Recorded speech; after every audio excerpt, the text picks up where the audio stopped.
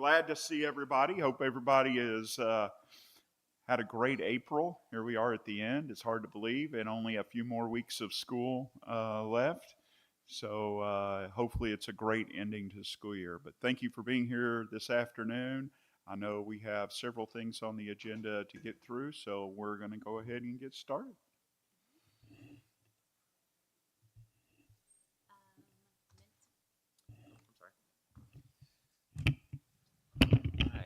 First item here, we need to consider approval of the minutes, which were sent out, I believe, last week. Everybody get a look at that, and if so, do you have any questions or changes we need to make? If not, I need a motion to approve the minutes from last meeting. Anybody going once? All right, got a motion and a second? Yes, all right, all in favor? By show of hands. Anybody not in favor? Show of hands. None, thank you. All right, community feedback. Okay, this is. Oh yeah, if you're here, make sure you have a card in front of you. We're going to use that for attendance. Looks like everybody has one. Great, perfect. Okay, this is the real lengthy part, is the community feedback. There were no emails. All right, and moving right along, we have SHAC subcommittee updates. So first up is the compliance subcommittee. Okay, we had one meeting since our last full SHAC meeting. That was April 22nd. In that time, we received feedback from the district on various different topics that we had requested information on. And so this is the status of it. There's clearly a knowledge gap regarding their 4- and 6-year plans, and then what courses are available in junior high and high school to take credit by exam. So if you can help us better understand those points. Moving on for vaping, the district provided some vaping data. We are reviewing it.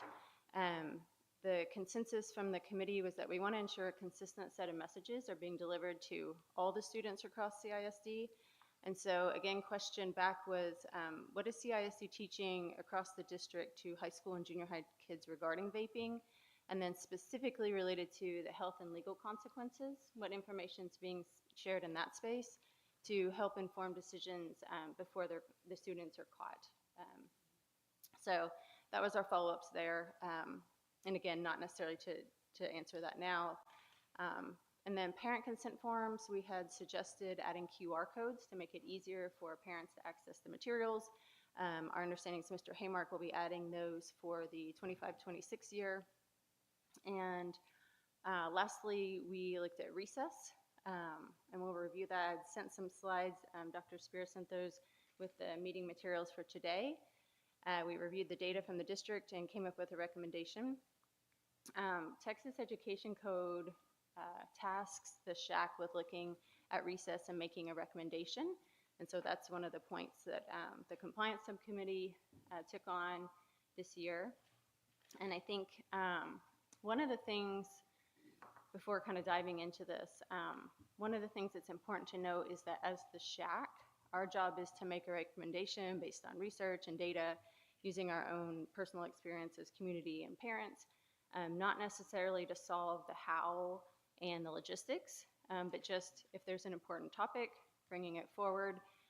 What happens with a recommendation is it goes to the board, and if the board is supportive, then the board works with the district to say, okay, here's this idea, how can we be creative and solve it, and what can we do to make this feasible? So with that said, I won't go through all the slides bullet by bullet because these were provided prior to the meeting. I think the main takeaway on this slide, and again, the different sources are noted, the main takeaway for me was there's a difference between recess and PE. And so the benefits, some of the benefits overlap, but there are distinct benefits of recess separate from PE. That being that it's unstructured time for students to be able to organically hang out with their peers and not be organized by adults. And that specific type of play is said to build resilience, creativity, and just problem solving within students. Next slide, please. So this is directly copied off of CDC's website for their recess recommendation. So the idea here, active students are better learners. Anybody who has kiddos knows that this is true. When they get their energy out, they're better able to sit down and learn. And the benefits extend beyond physical needs. There's social and emotional benefits as well as academic. Next slide, please. Okay, this is an interesting one. Again, all the sources are listed here. Most are from the CDC. Generally, when we think about recess, we think, okay, elementary school. And the idea here is that the various different resources have said it's actually K through 12, and that there's benefits for K through 12 students for recess. As you move into middle school and high school, it's not necessarily labeled recess, and it may not be a dedicated recess period. And there's, as it says here in the third bullet, a lot of schools are getting creative about what recess time looks like as the students get older. Different mid-morning breaks, lunchtime intramurals, time outside during lunch, so not necessarily a separate recess period, things of that nature. The other interesting point I think on this one is it's important for students of all ages to have that break from academics where their mind just kind of checks out and there's nothing organized that they're supposed to be doing. And lastly, the last bullet point is just saying that even adolescents need that unstructured time to build connections with other students and learn how to recover after failure, which I thought was an interesting point. Okay, so this again is directly off the CDC's website. It's their national guidance for recess. I won't read all this to you. The first bullet is basically saying policies at the various different levels or ways that we as a community can support recess, and that's what we're doing here. These different bullet points, we didn't necessarily have concerns or comments really about any other than two of them. The top being provide all students K through 12 with 20 minutes or more of recess daily or similar daily period of physical activity. So that was one we spent some time talking about. And then the sixth bullet down where it talks about do not exclude students from recess for disciplinary or academic reasons. And you'll see more about that flavor on the next slide. Okay, so this is the final slide. This is a recommendation that the compliance subcommittee came up with and that we would like to get feedback on and have for discussion here momentarily. So what you'll see here in the chart is for the various different types of schools. So we have elementary, intermediate, junior high, and high school. We have the current daily recess within CISD. That's based on the data the district provided us. And then the SHAC recommended daily recess, and that's the point that we'll discuss further momentarily. So starting with elementary, they currently have 30 minutes of daily recess. We thought that was great. It's working well, and so no recommended change to that. Continue as is. For intermediate, the district data said most campuses, actually all campuses but one, are in the 10 to 15 minutes of recess daily for students, and the one campus providing 20 minutes was Collins. And so based on the data and information from the prior slides, our subcommittee suggests providing 20 minutes of daily recess for those intermediate 5th and 6th grades. Moving on to junior high and high school, you'll see no recess offered as a dedicated time for either. Our idea here is not necessarily to dedicate a specific time, but to offer 20 minutes of daily recess as an opportunity to the students. So unlike K through 6, where you would have a dedicated recess period, the idea here is to use existing time to offer the students an opportunity to get outside and just have some of that time. For example, in parentheses, we mentioned Knox. I know several of us have kiddos that went through Knox. When our students were there, they have an outdoor space where there's picnic tables, and the kiddos, for the 30-minute lunch period, the first 10 minutes, they ate their lunch where they ate their lunch, and then the next 20 minutes, they had the option to go outside and continue eating lunch if they wanted to. They could hang out at the picnic tables, talk, throw a tennis ball around. It was just an unstructured time to get outside and get some sunlight. And then for high school, again, none currently. And the idea was to offer opportunities to get outside. So kind of like the prior slides were saying, let's just put our heads together and be creative and see, are there ways to get students outside? I know we have big schools. I know we have a lot of students in there. The example that someone gave was at College Park. There's a courtyard where the students are able to go outside, I believe at lunchtime periods if they want to. So that's the time component. And then the next three bullets were some additional recommendations. The first is kind of a copy and paste from the CDC. Do not exclude students from recess for disciplinary or academic reasons. And we added on the last part, or to complete makeup work. We did think it was a good idea, and I think most campuses are already doing this, to have lunch and recess as 2 separate periods, not necessarily intertwining those for K through 6th. And the last is, if recess is withheld from a student, to notify parents. That can be email, take-home folder, whatever is convenient for the teacher, to communicate that back to the student. I think those of us who have kiddos who've had that happen, or even on rainy days, you can tell when your kiddo has not been outside when they get in the car. And so that's the recommendation. Open it up to discussion or feedback. Yes, ma'am.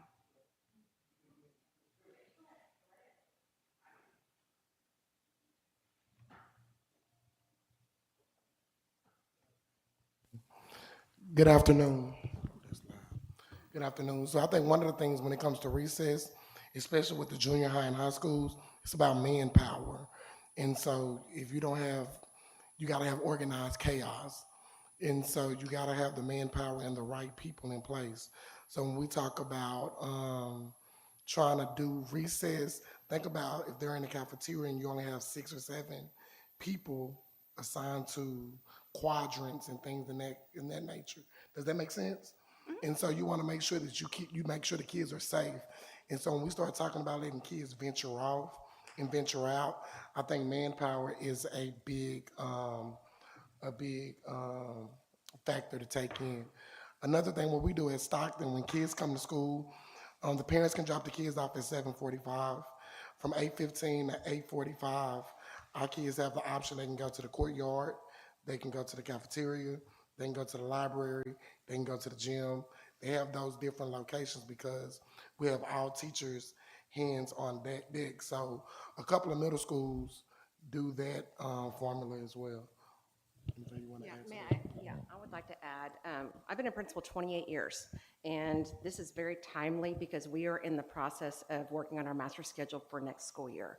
And primarily because of the new curriculum that was just adopted, and if you're not aware, it's the Bluebonnet Learning Program, and it was adopted for K through 5. So in that implementation, it is requiring a minimum of 120 minutes of language arts only. So at a 5th grade campus, or any campus where there's 5th grade, that basically doubles what they currently have. And so we had already started working on our master schedule back in December because our goal was to try to increase math minutes to 90 minutes, which is the recommended number of math minutes. So when you start adding up all these minutes of what's required, then you narrow down to what's remaining, and that's when you can work around that.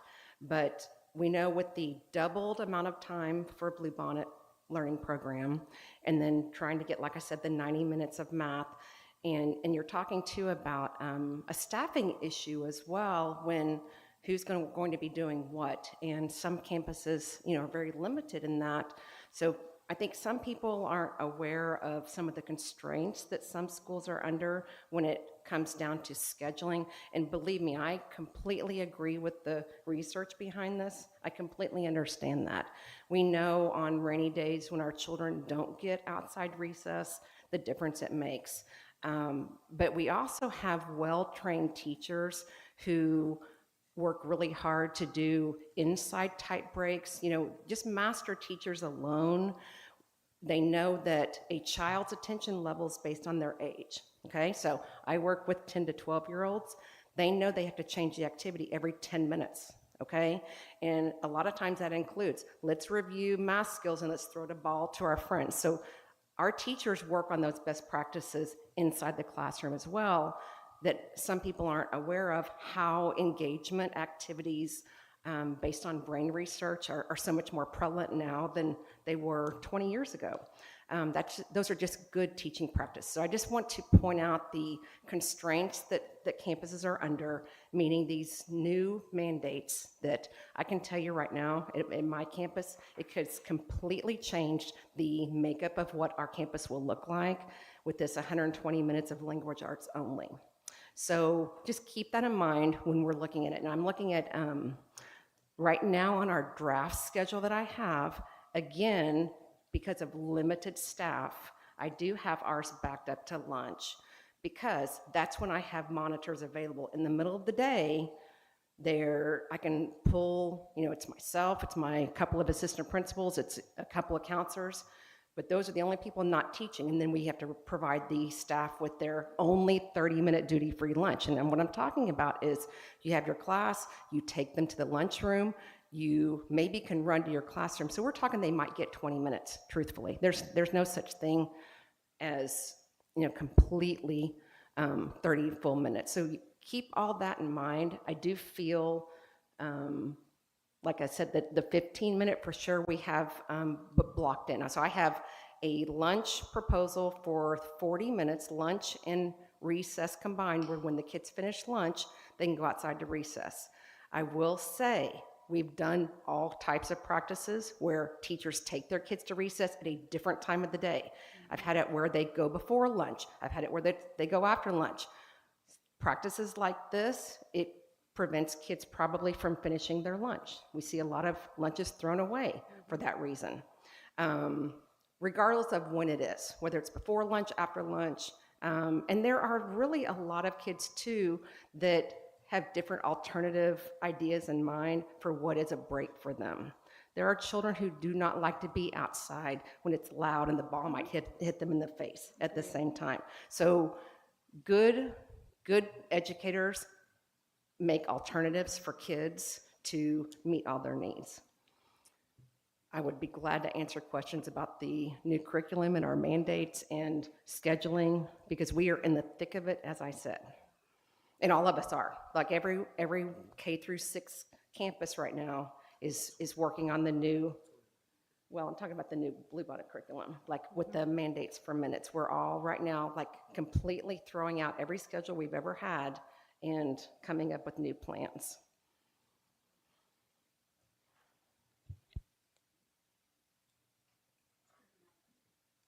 No. Yes. So, excellent. Where is the line for us on, we can recommend, but we're not here to problem solve, though we also have experience and know how challenging it can be when we make a recommendation? I was just thinking the same line. All the points that you made in the committee, we kind of, does not surprise us, right? And so security, staffing, timing, where does it fit in the day?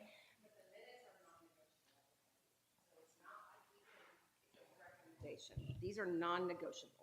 Okay, so when you Well, look this at is not, you're talking about the recommendation no, I'm here? talking about like our I understand. the academic mandates. No, It's not- understand. Oh, I'm sorry. Yes, I apologize. So, there's a lot of research behind the new curriculum, and we are in full support of it. And we're going to be implementing it with fidelity. And because of that, we are not even remotely considering fudging on the minimum of 120 minutes. And I will tell you, K through 2 is more than that. I believe 120 or 160, if I'm not mistaken. So, like I said, for any 5th grade class, no matter if it's a K6 or a 5-6, going to 120 minutes is, for the most part, doubling what they currently do. So, something's got to give somewhere. That's something to consider, obviously. So hear exactly what you guys are saying, and that doesn't surprise, we talked about, that doesn't surprise us at all. Understand those constraints, and I think the purpose of this is to say, it's kind of a goal, right? We have no authority as a SHAC. All we can do is make a recommendation. And so if we think getting closer to CDC recommendations and their guidance, that we think 20 minutes for intermediate 5th and 6th graders is a good goal, then I think that's what the purpose of this SHAC is to do, is to say, yes, we're supportive, yes, we think it's a good idea, and then if the board is supportive, then it's back to the district and say, okay, how can we get creative? And we may not be able to, but I think it's trying to, if we think it's a good idea, let's put it on the table and have those discussions and be creative and see where we land. I was just going to add to you look at elementary principals, and I consider myself one too, and we are rule followers, and we want to meet every expectation, get an A on everything. So it's hard to see something like that and feel like you're not meeting compliance. I will tell you that. And You mean CDC's guidelines? any guideline, it wouldn't even matter what it is. Well, I mean- if you look at this recommendation and you're not able to meet it for lots of different factors, you feel like you're a failure in a way, and no elementary principal wants to feel that way. I'm just letting you all know that new scheduling practices are really dramatic for next year, and that would be hard for me to see that if this goes on the wellness plan. A lot of schools don't want to not get all the points that they are supposed to be receiving, I guess is the point I'm trying to make.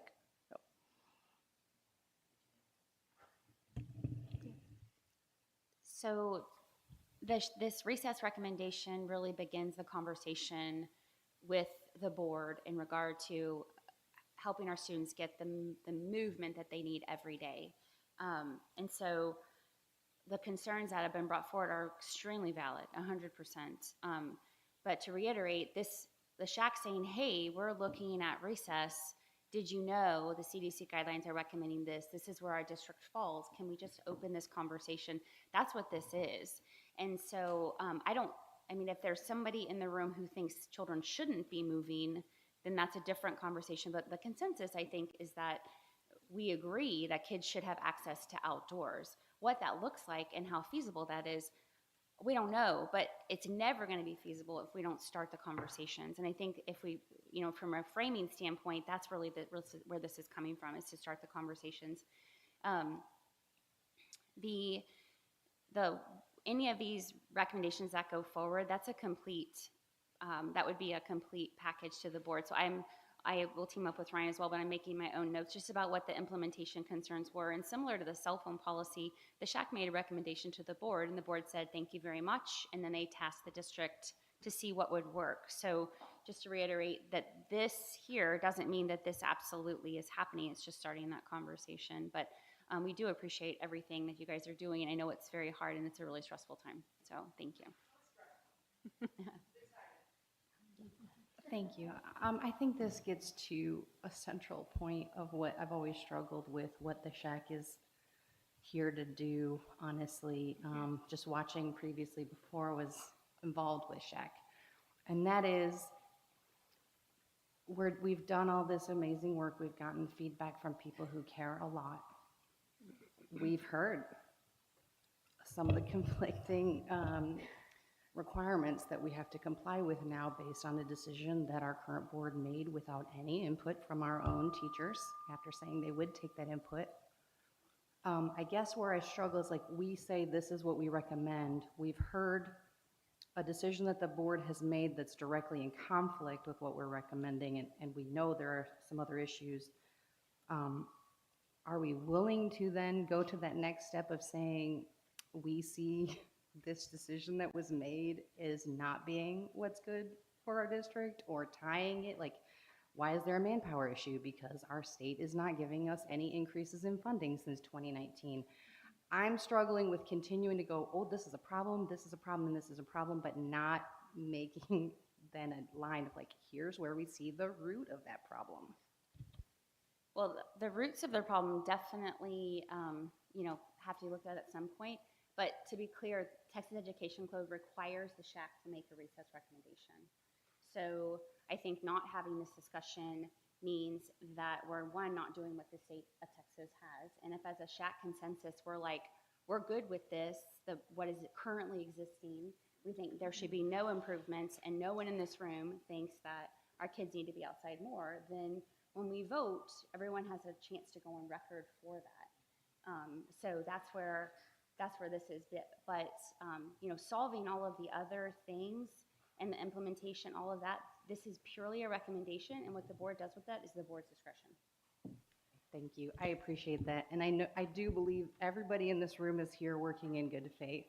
I just do feel like I want to make sure I say out loud, my personal view is that, yes, the TEC has required us to do this. And I think that they absolutely expect us to say we should be having more recess, even though we know it's impossible for us to have more recess, and that they're going to use opinions of Shack saying we should be having more recess, and then districts not doing it and say, see, districts are messing up. And I just want to put that all out there because this is a thing that I am struggling with as being a member of this Shack and having to make a recommendation to this district that somebody might use to try to tar and feather our district, despite the fact that they have impossible conflicting mandates to deal with that the TEC requires. So Thank you so much. Ms. Blackman? Can you hear me? Yes. I guess so. Is there any way that we can, that recommendation goes before the board and you would be the one presenting it? Mhm. Is there a way that we can add acknowledgement of that conflict in that report, in that recommendation? So to say that, yeah, this has been discussed, it's a problem. Our ideal situation would be to have both these things, but we can't. Yeah, that's why when I said when a recommendation goes forward, it would be this, and then we would also list the concerns that have been stated about potential problems for implementation. Okay. So if it were to come to a vote, I would want that as part of the recommendation. Sure. you know? So I can read them off. Are there any other comments then before we move forward? Oh, okay.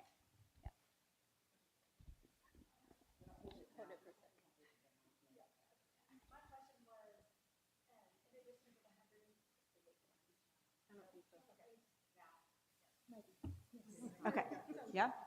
Okay, in addition to the 120 minutes for language arts, 90 minutes for math, how is the rest of the day divvied up in elementary school, including the specials, library, PE, art, and music?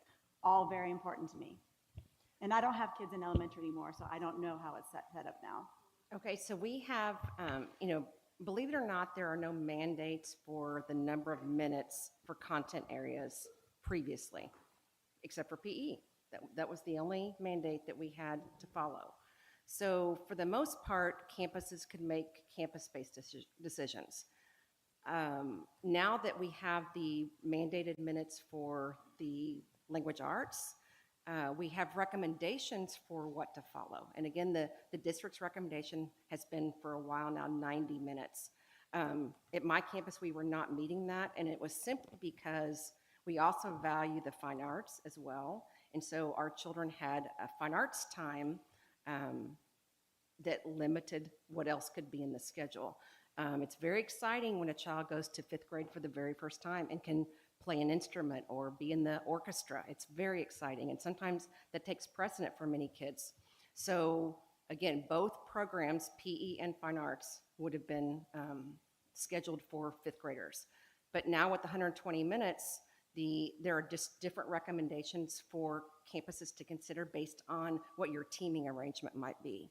So depending on if it's a 4-person team, a 3-person team, a 2-person team, you still have to meet the 120 minutes, and then you just back out what the other content areas would receive. And no content specialist wants to think that their content is being limited, I can tell you. Everybody's very passionate about their content area. And so again, what ends up going, I guess, is probably science and social studies, especially in elementary school, I see.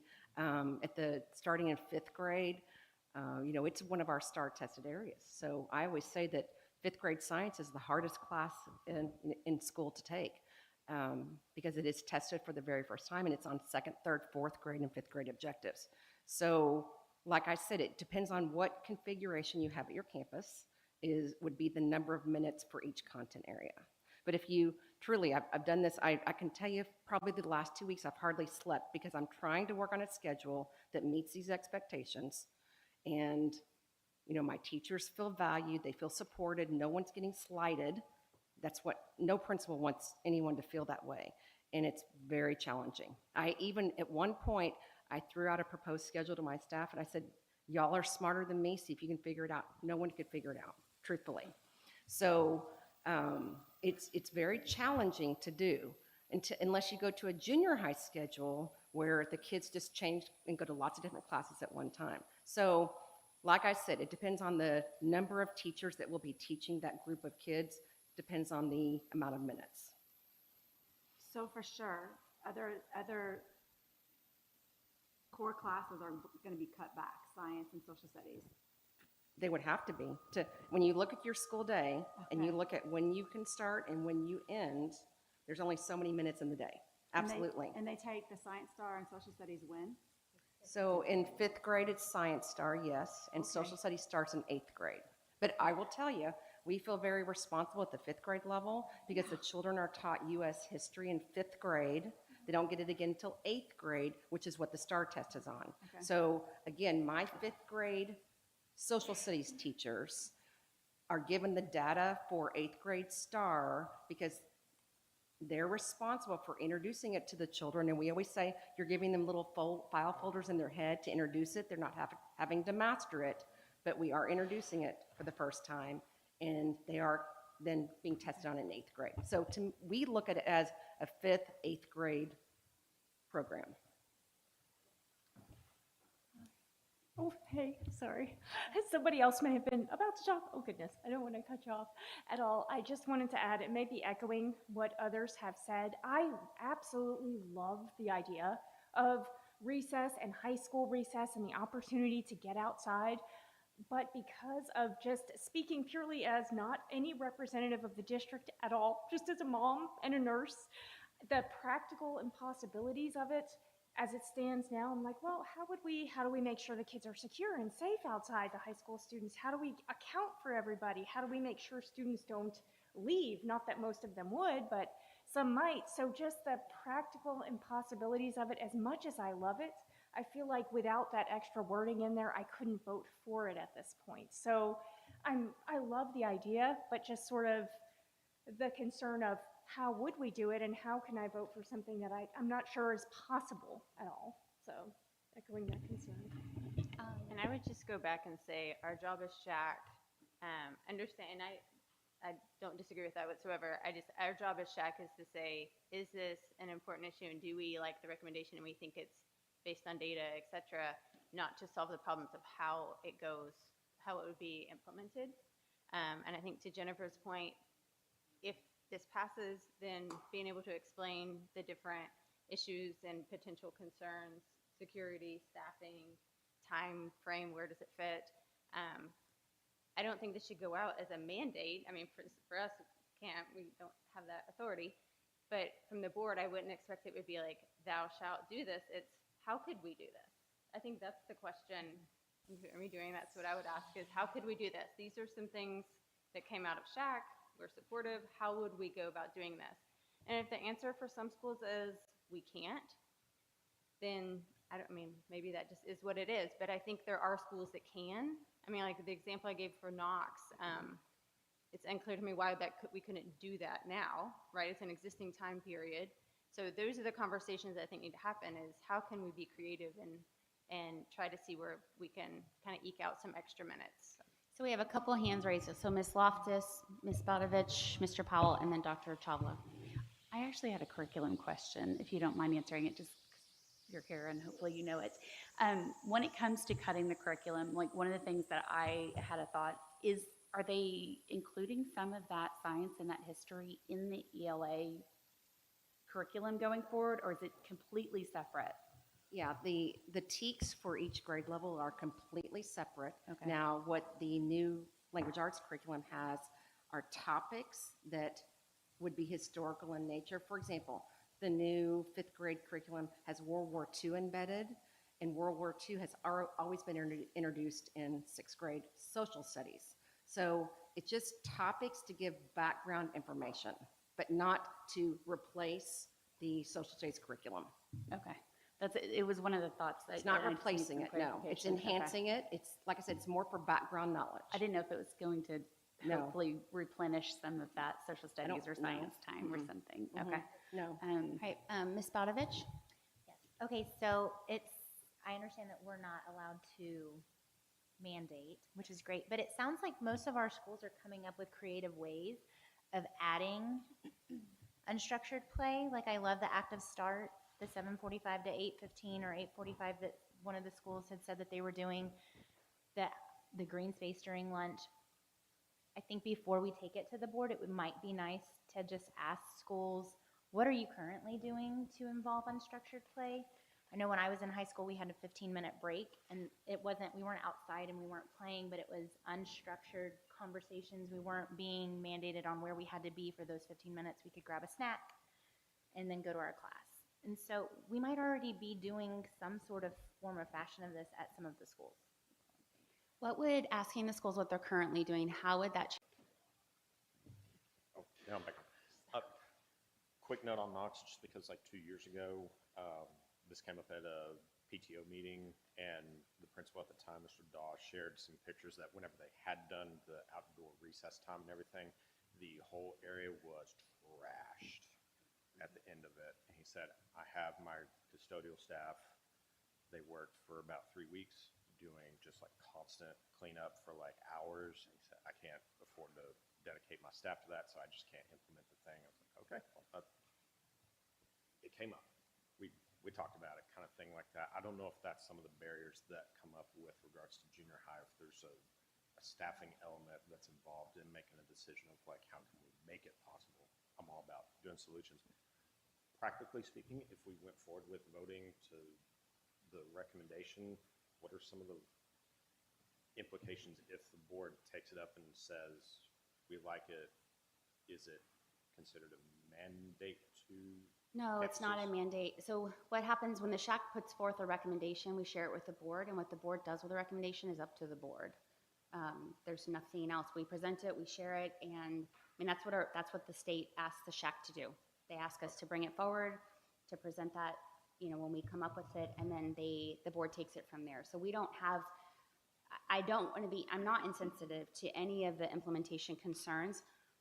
However, whether or not the implementation concerns should influence what we think is in the best health interest of our kids is two separate things. I mean, it's like asking, whether or not we think kids should have a healthy, well-rounded breakfast, even though we know, like, sometimes my kids get a donut. Like, the recommendation, we strive for what we can do, or what the best thing is, and then we work to see if it can be implemented. If it can't, sometimes the answer is no. So, but it doesn't change what we should be recommending as what is the best thing for our kids. Dr. Chavla. Let me let Dr. Chavla comment. She's been waiting. Okay. Oh, no, the only caveat I would say, I feel like the recommendations are for unstructured play to get them out, which I, of course, agree with. The only caveat I would say would be for junior high and high school, because right now they don't have any. And I feel there has to be some level, not of structure, but like, what is that going to entail? Like, are they going to go outside and just be on their phones? Are they, and if you're going to put it with lunch, which is the only time technically based on the recommendations we made, so then it defeats the purpose of what is recommended, right? Because the point is to be outside or to conversate or, be with other people, not, doing that. So, I think the recommendation is great and I agree with it, but I think for junior high and high school, I think we're going to have to maybe dig a little bit deeper on that, because what does that mean, Because they're more independent and they're going to, you give them unstructured free time, they're going to do what they want to do, right? Like during that time. They're not going to, be like, let me go outside. I mean, some of them might, there might be some students that do that, but if we're going to take critical time away from teaching, right? And they're already having problems with that, right? Because of timing. And if you're going to take that time away for this recommendation, which I agree with, we have to really say, like, kind of hone in on the detail for those, because that's the time that, like, they don't have electives that they choose and that they pick that they actually want to partake in.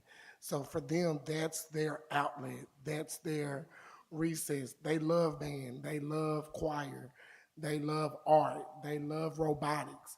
That's their time to actually, that's their unstructured fun. And so it goes back to, like I said earlier, for us, it's time, manpower, and to make sure that we're able to keep our kids safe and that it's structured. So, good point. I apologize. Just, it's because we're right in the middle of doing master schedule right now. It's just so fresh on my mind.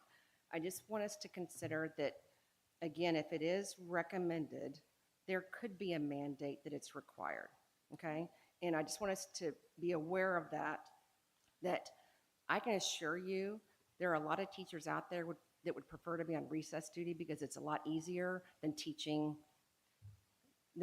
some of the very challenging material. So it's not that people don't want to do that. It's that it's trying to fit everything in, and we have, a wealth of expertise in our school district and many, many resources to try to meet these challenges, and people are still struggling to fit everything in. And again, if I'm looking, and I'm just representing right now intermediate because that's where I'm at, and if that's where most people are able to fit in, and that was on this year's survey. That was long before we got the mandates for Bluebonnet, right? So I know I can meet the one on the left for sure, even with the new Bluebonnet recommendations, and still not cut dramatically content areas and science and social days. What I have cut at my campus is fine arts has been cut 50%, okay? And I'm cutting something that I know some kids truly live for. But that was our only choice to meet the mandate. So, like I said, that lots of people have a lot of experience, and they're working really, really hard to meet these expectations. So if it were presented, like I said, as a recommendation, it could be mandated, and then something would have to be cut, and that would, what would that be? So I just want to throw that out there, that if the schools are able to meet what's up there, given the caveat of this is what CDC recommends based on constraints, this is what campuses are able to do, would be something I would propose. Okay, Ms. McMullen. Yes.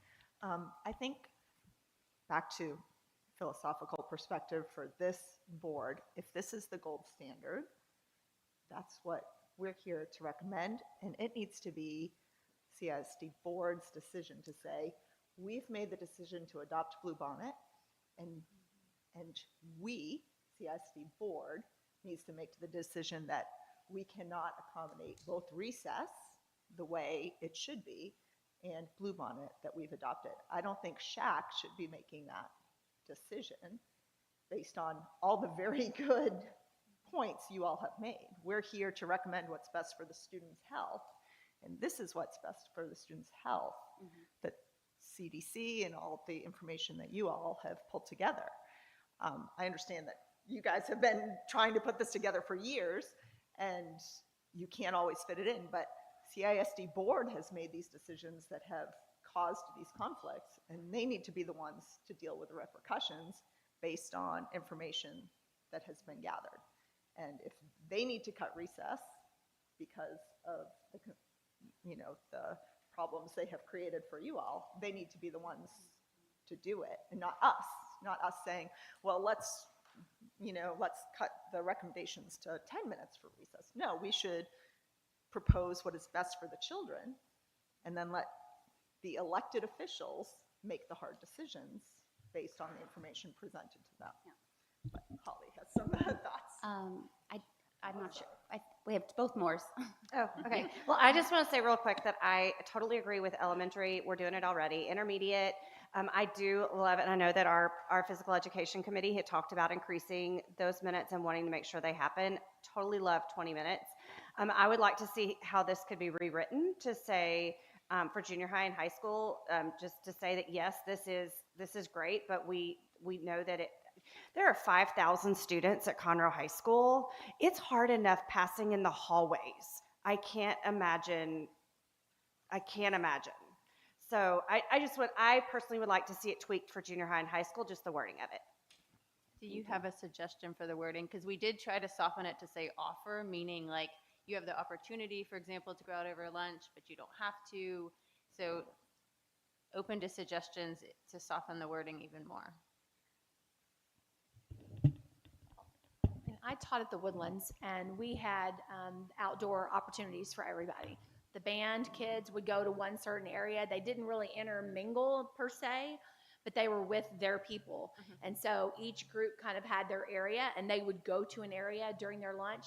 They would eat lunch in some different areas as well, which I know they do that in other campuses as well.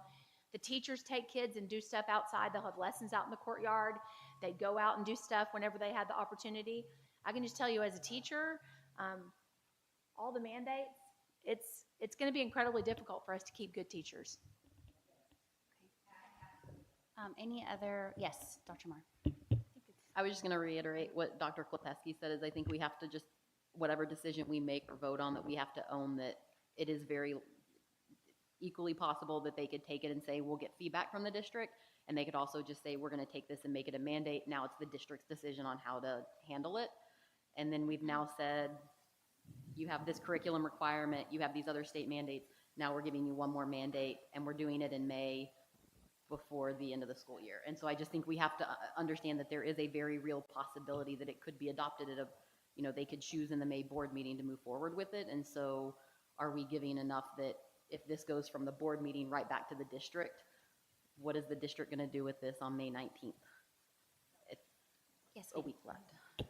Hi, I acknowledge everybody's differing opinions, and I really, my heart goes out to Dr. Klepesky and Dr. Todd, who are trying to get everything in within a certain amount of time.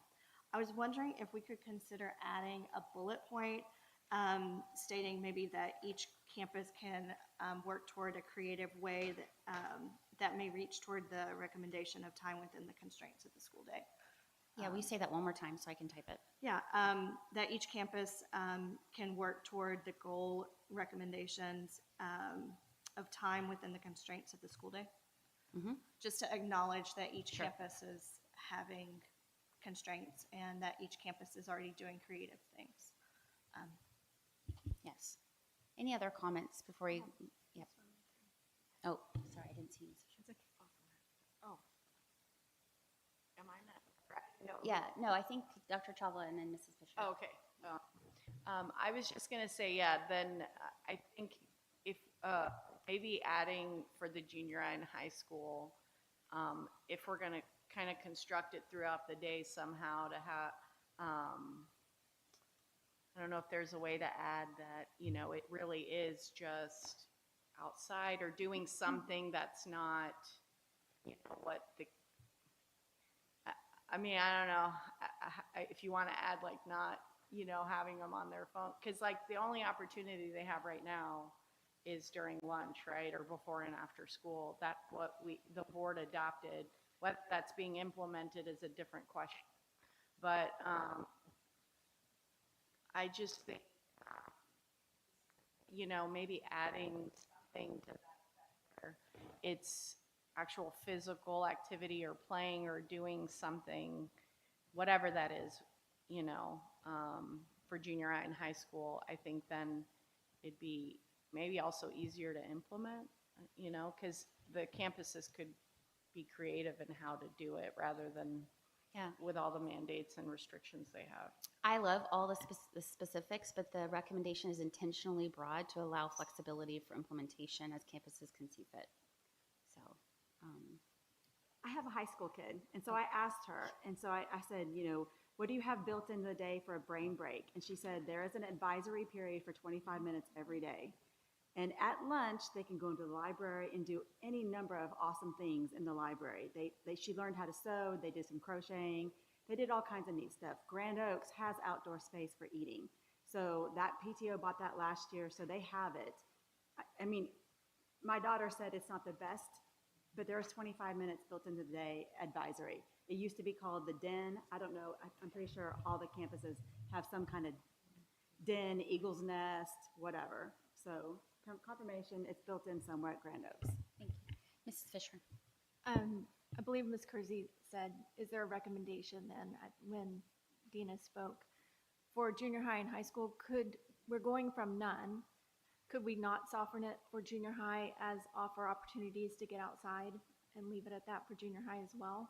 And, you know, just based on the comments heard, that sounds like something that might have more people on board with that than a structure, structure 20 minutes there or prescribe 20 minutes.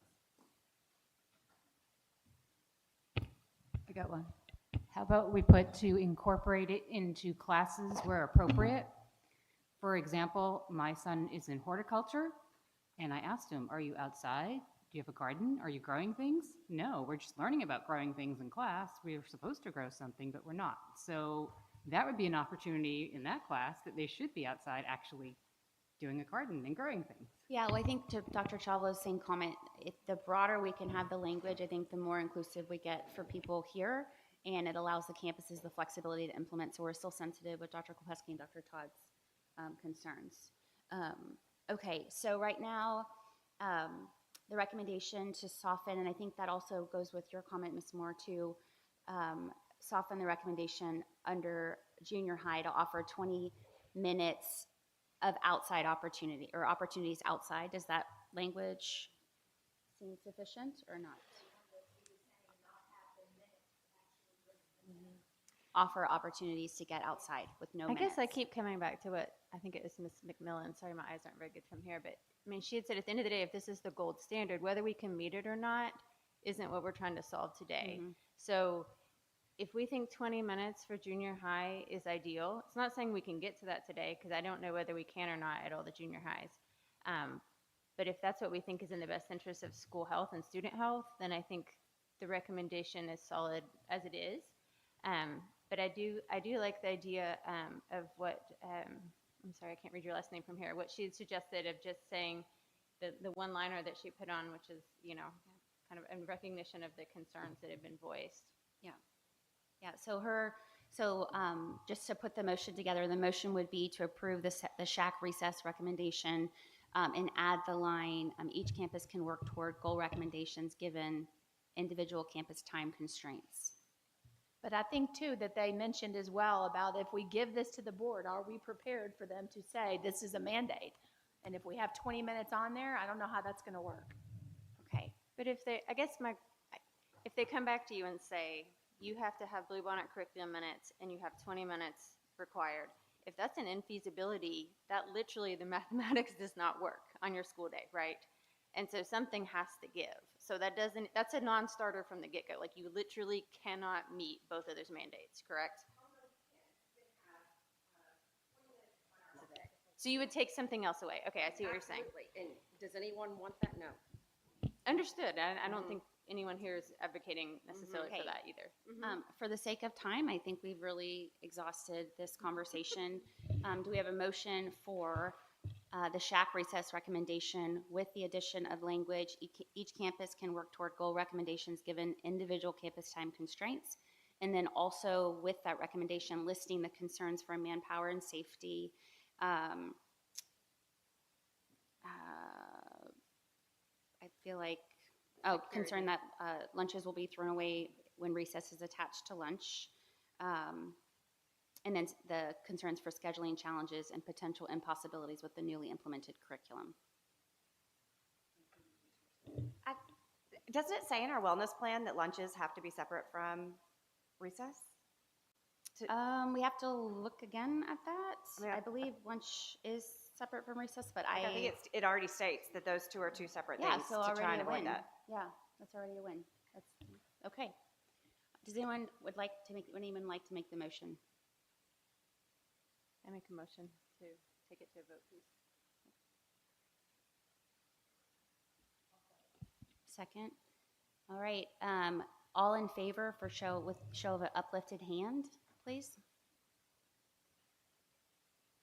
Okay. Did you get all those? Roll call. Yep. Okay, so we'll do all the. What do you want to do? Yeah, go ahead. Keep your hands up. Everyone for to approve, uplifted hand. 1, 2, 3, 4, 5, 6, 7, 8. Can I see your name card? Sorry. Sabrina, you know.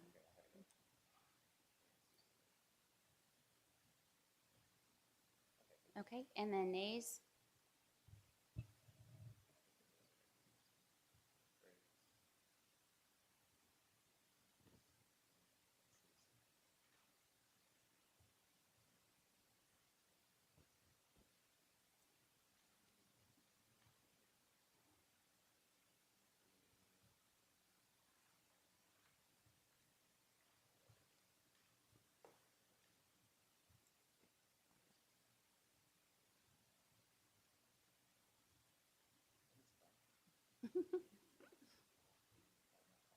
We did have conversations for electronic voting, but we don't have that technology yet for everyone whose arms are getting sore.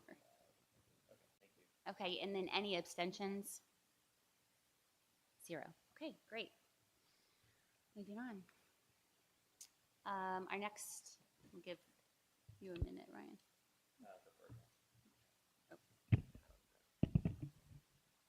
Thank you. For membership, we have not met since March in our previous meeting, so we do have an expected timeline. Obviously, this is pretty much the same time every year where membership flyers go out for campuses. And who is the district person that manages that? I did forgot to ask Dr. Murrow. He manages that. Okay, so we'll confirm with him. That goes out fairly soon. And then once we start receiving those, we'll process them. And then by July 1st, we'll begin the application review to go to the board. I think we had talked about last meeting where we would try to bump this up a month. So we would present this to the board in August so that they could approve. And then we could move our, was it the October meeting up to our first meeting for next year up to September. So I guess we can, some of these we may in the next meeting discuss that timeline, but this is kind of open anyways once we get all the applications processed. And I do think there is some potential for changes in the law around, which I saw some footage of that at the Capitol. And I guess, do we have any idea if that's going to be voted on soon? Okay, so there was some bill put into place that were some changes for SHAC for membership, and part of it was every board member would get to appoint an equal number of SHAC members, right? So it would change up a little bit. It's almost similar to the previous bylaws where every board member had an equal number. Anyway, so no major updates for membership. Thank you. Anybody have any questions? Yes. The numbers of people in the shack, like how many, the bylaws say how many people are Yeah, supposed to be in the shack. Yeah, April, did she just leave? Okay, sure. Because I thought that it was like 15 or 16 or 20.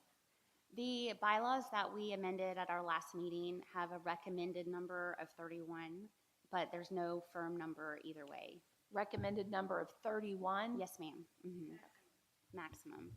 And how many are in here now? Aren't there like 60 something people? Correct. Well, it's not 60. There's 50. Yeah, 56. So, okay. Is there a reason why we have more than what our bylaws say? Yeah, there is the. So just a quick recap. The language with membership and appointments and who was on and who was not and all the things. When the old board appointed, they appointed 2 per board member, and Dr. Knoll chose 7. The new board included everyone that had applied for the SHAC year that was previously excluded, so everyone was able to participate.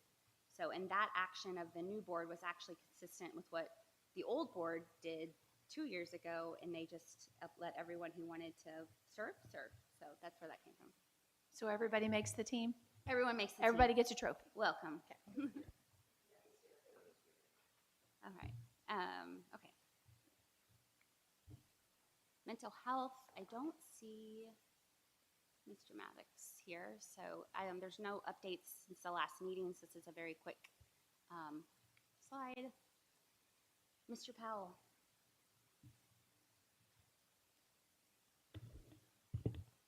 Okay, so we have met 4 times so far, and most recent was actually just this past week.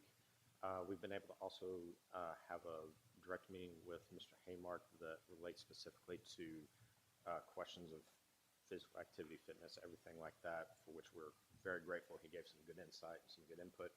The consistent thing that's come up with our subcommittee is relating to PE classes that are on campuses where it's 30 minutes a day. So just as, I should have sent something a little more detailed so everyone had a better understanding of this, but just going through, there's a current mandate that for physical education that there's 30 minutes of PE time per day or 135 minutes per week And so the feedback we've gotten through several messages, plus also CSD staff members, is that the campuses that have 30 minutes a day are having a bit of a struggle with regards to both the quantity of time with relation to 30 minutes, but also factoring in transition time, instructional of like, how do we play this game? Oh, we're down to 15 minutes, you know, things of that nature, corralling all these kids because it's a much larger number of kids and a large grouping and everything with physical education. But then also some of the shared time that goes with some of the like fine arts and the other classes involved. And so what our interest was and what we were going to ask for SHAC to be able to put forward to the board, because we were advised by Dr. Merle that we needed to get board approval to send out a survey to principals, educators, on what their feedback was of the quality of the time, the quantity, the experience. And we're really looking specifically at the campuses that have the 30 minutes a day implementation, but try and get feedback of their perception of, is it the appropriate kind of time, both quantity and quality, if they have suggestions, perhaps if they've had other experiences at other campuses. If y'all are in the group me, I'm sending version 1 of the survey that, thank you very much, Susan, for putting together, for trying to ask the questions that would give us some good guidance of making a recommendation, hopefully at the June SHAC meeting is what we would aim to do.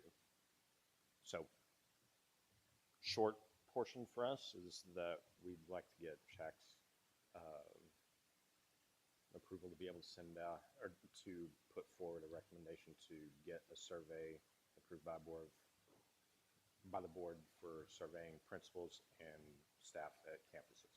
Sure. Would someone like to make a motion for the physical activity and fitness subcommittee to put together a survey and request the board's approval? Motion. Can we have a second? Perfect. Ms. Turner. All right. All in favor by show of up. Any conversation? All in favor by show of uplifted hand? Okay. And any abstentions or nays?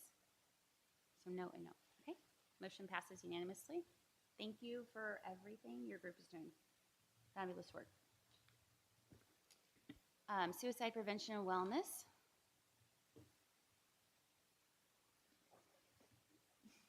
I guess I will speak. Dr. Spear and the district did send us some data, and our group was going to try to meet to review it and discuss this data set, and then see what work can be done from there. So unfortunately, we don't have any major updates, but it was helpful for them to give that data. So sure. Appreciate that. Thank you very much. The wellness plan update. So I sent out the updated wellness plan. You know, as you remember, the last meeting, the full SHAC approved the wellness plan. About a week after that, Dr. Merle had sent about 13 items that he wanted the SHAC to review that were recommended additional edits from the district. So the wellness plan work group got together.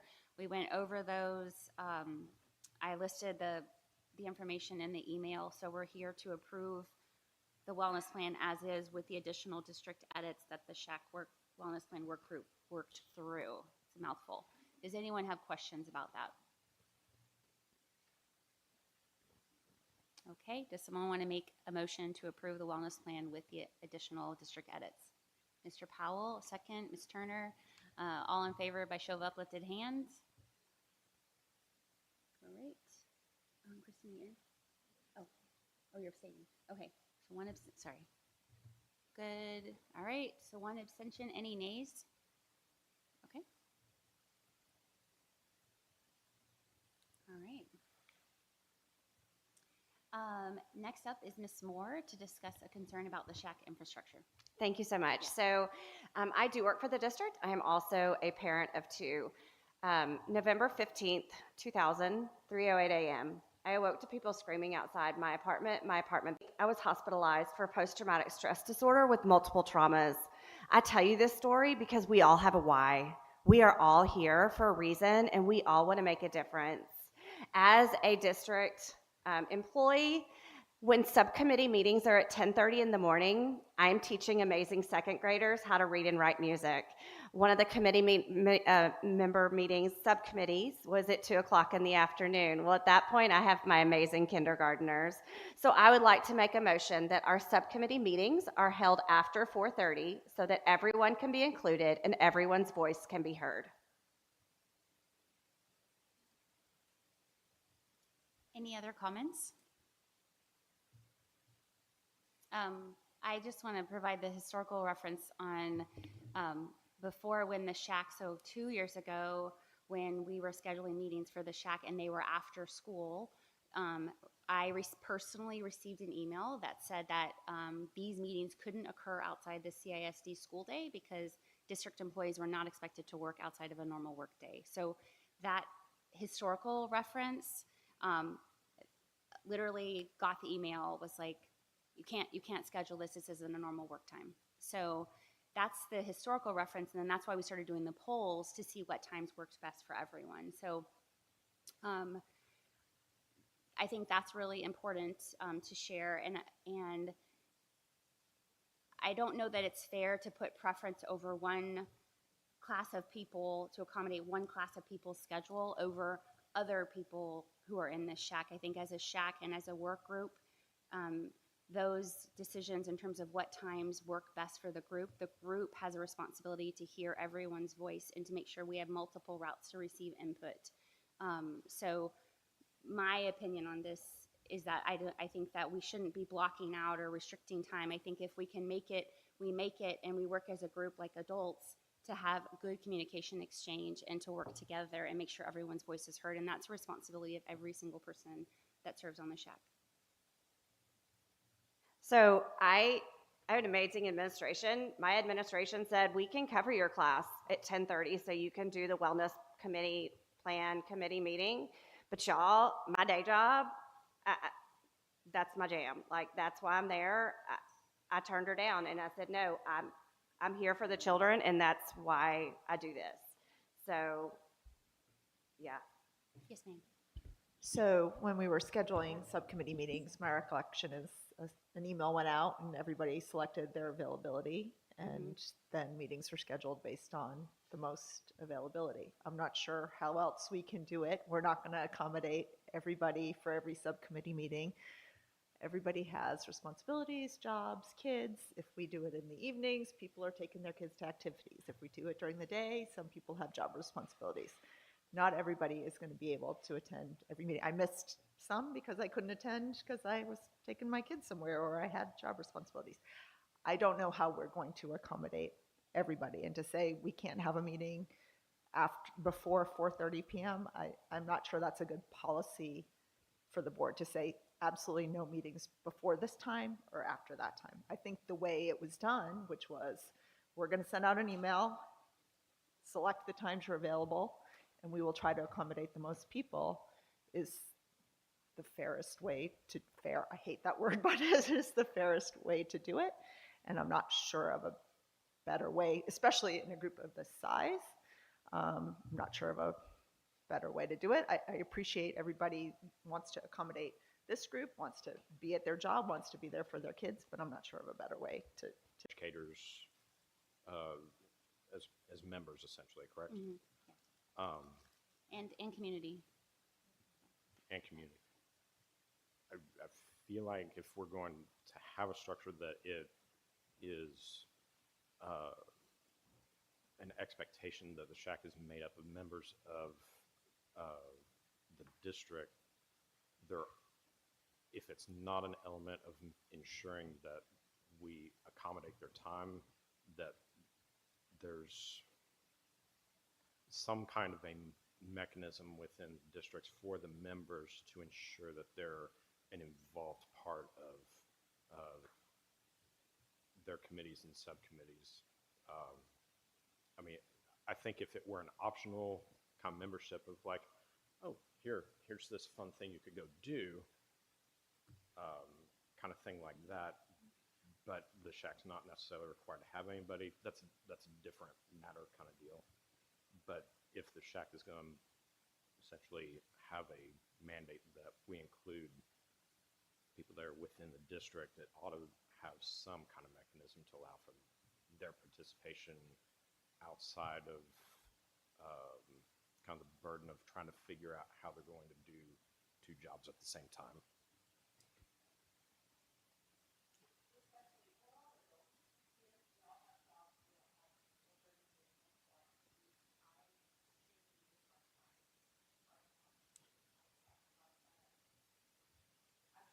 My time, it's not that big of a deal. I understand where you're coming from. I'm not discounting. You brought up 2 years ago that you were getting emails saying that you couldn't have it outside of Conroe ISD hours. Is that still the case? What does the district have any input on? Previously, my understanding with district employees that were serving on the shack, it was more of a voluntold time. My understanding now is membership on the shack from district employees is optional and elective. So if that's not the case, then we need to know. But that's my understanding is that people serve voluntarily, and we're here when we can be here. So, and you know, that when I listen to the concerns, I think the bigger thing is the concern that your voice isn't being heard or that your opinion isn't being represented. And so I think if the shack's going to make an effort to be more inclusive, then maybe we can come up with some criteria that make that more likely to happen instead of blocking out a certain amount of time. You know, what does that look like to be inclusive more than we are? You know, is it more of the Google Drives that people can access to put in comments? Is it more, you know, is it the polls, or is it trying to make sure we look at the meeting blend? And, you know, it's what can we do better to make that better, I think is really the heart of trying to solicit opinions and input. So maybe that's really the route that this talking point needs to go, instead of just sort of blocking out, you know, really a large portion of a functional day for people who are able to attend on that time. I was thinking of a suggestion with the subcommittees. Maybe we could do a subcommittee, a one-time meet during the day, and then the next one with that same subcommittee meet in the evening the next time. Switch it off, alternate. Yeah, I think those are all things to put together like a recommendation on how we could, goals, right? Goals for those subcommittees when we meet, so that we can all do our adulting and our normal jobs and sort of manage everything that we manage. So, would you like to take that on, Ms. Moore, or would you want to make a motion for your time? Okay. So I did in my speech by making a motion that the meetings were held after 4:30 in the day, and so. Okay. Does anyone want to second that motion?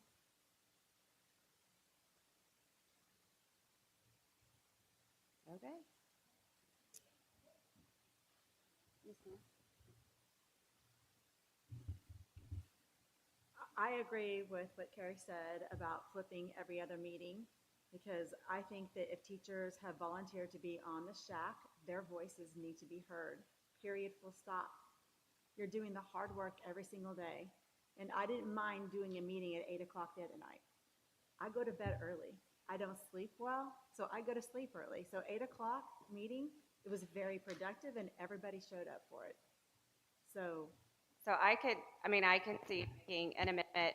I will say that our physical ed group, we meet at 8 o'clock, and every person has been able to come each time because that's worked for everyone.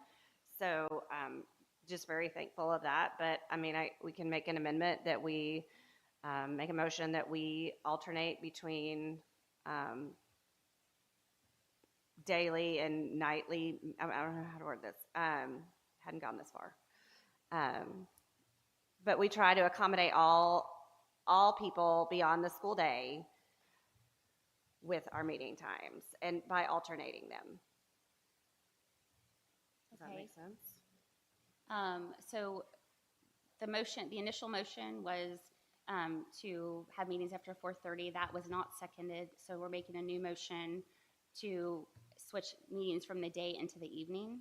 If to accommodate all participants, if everyone is not able to meet at a certain time, that the time is alternated so that everyone's opinion can be heard. So like I said, like with the physical ed committee, like it works for us, but like wellness, I could never. So Yeah, so then I guess I would make an amendment to that actually and say we come up with a list of the other things that are impeding people from participating. So we are all working from the same set of rules. Like when the wellness plan happened, I sent out multiple emails. We had the spreadsheet. We had multiple meetings at various times of the day, and still we had no district input on the spreadsheets or that. So I'm not convinced right now that the AMPM solved the problem. But maybe if we come with a list of things that may cast a bigger blanket to get the solutions into the gate, might be better. Could I maybe just throw something out that maybe can be allowed for individualization of the different subcommittees? That it be the same kind of standard of a quorum that the general committee has, that it's 51% of members, and is it 51% of CSD staff as well? No, the or subcommittees what's don't. the- So the subcommittees are the work groups. They do not have a quorum requirement. So they can, because they're not, you have no authority as a subcommittee. You're basically are doing the work to bring it back to the full shack, which is really where the quorum is. So, Could it be something that we consider for the subcommittee structure, though, to implement the same standard of how the general shack functions for a meeting, for attendance? my opinion is I think that would be very fruitless because you can look and see the number of people who signed up to do the work and the number of people that actually attend. So that's why we list the power really of output going, just like the recess recommendation, right? Like the power of that is really within the shack to vote yay or nay.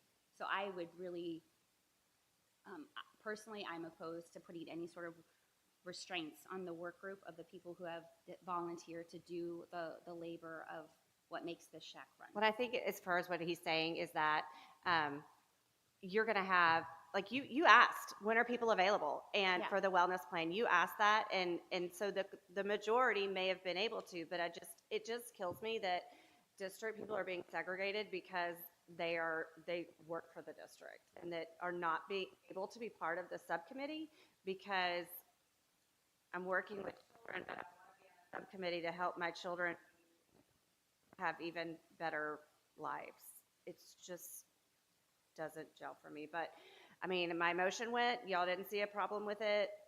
So maybe I just move on. Okay. Did we change our minds? The new motion with To amend the motion to include an opportunity to switch the schedules around so that we can include the district employees at night. So we're meeting today at 4:30. Well, obviously, there's district employees here, so it's possible. Right. I'm saying the first motion wasn't seconded, so that motion died. You have a new motion on the floor, and then I made an amendment to that to say that we come up with a list of things that we can do that also make things more inclusive. So, looking at the meeting times, looking at access to electronic documents, looking at the group chat availability, just providing multiple places people can have input. So that way the heart of the conversations isn't only limited to what's happening at the meetings if you can't meet it or can't make it. So that's the amendment to that motion. I second that motion with that amendment. Yeah, real quick. So who made the second for the first motion failed? There's a second motion. Yeah, and then who seconded the second motion? First motion made there. Okay. Ms. Miller, okay. And then Hopple. Yes, amendment Spear, second Hopple, with the. Okay, you had amendment. And then Aaron had an amendment after seconding me. Okay. Can you repeat what that motion as amended is, please? Thank you. So the motion is to, well, I guess we can just summarize it with the amendment on it then. So the motion is to develop a list of ways to broaden all Shack member involvement, including considering AM, PM alternating meetings as a way to have more participation from all members. So that does give us an action item. So who would like to target or tag or work on this list of items? Any? Yes, it's an action item. Oh, so like to put it all together? Yeah, like the Oh. alternate meeting time. Oh, I can do that. Okay, all right. Okay, so we have a. No. We haven't voted on anything. Yeah, we haven't voted, right. All right, so does everyone understand what the motion is? Okay, all in favor by show of uplifted hand, please. Great. Okay, any, I think all. Did everybody raise their hand? Yeah. Any no's or abstentions? No. Okay, all right, motion passes. All right, and then next, thank you for bringing that forward, Ms. Marr. Next item is request for future agenda items. That's me. We have one request I know for sure that Ms. Welsh wanted to talk about. Okay, so I want to revisit the reason I came to Shack in the first place was the dangers of 5G towers on school grounds. And since we first reviewed this, there's a lot more research on this specific topic, and it's relevant to how it affects children's brains and even fertility. And also, school districts across the country now are banning this practice for various reasons. So I would like to have everyone look at this information that I've compiled and maybe even have a subcommittee about it and revisit it in the next meeting and discuss it more. Okay, so establishment of a work group there, if you would like to lead that work group? Yes. Okay, so we'll connect anyone who's interested on that topic with Ms. Welsh. Any other future agenda items? Yes, ma'am. So I'm going to piggyback on what you said about our teachers, and I don't know if this is under our purview or not, but I did my dissertation on how do we get young people into the field of education, and we are losing our very, very best. And I don't know, again, if this is a topic that we should be addressing, but if we don't address it, we're going to have a crisis on our hand. And I think we already do, actually. I'll be real honest. So I'm very passionate about this topic. And that was one reason why I wanted to be on Shack. I was on we had a couple of years ago, the staff wellness committee of sorts, 3 years ago maybe. And we no longer have that subcommittee. Am I correct on that? We have the mental health committee, which has breakouts, so that For would be staff. so. But if this is the area that you're passionate about, what we can do is you can lead the work group for staff employee health and wellness, which actually very certainly is in Texas Education Code under the purview of Shack. So, okay, so 2 work groups. Okay, great. I can send that out on email for volunteers. Thank you. Any other requests? All right. Well, with 2 minutes to spare, I just want to thank you guys for your volunteering, and I really always appreciate rich discussions. Thank you very, very much, sincerely. And with that, call to adjourn. Anyone want a motion for that? Mr. Powell, seconds. All in favor? We're out. Thank you, guys.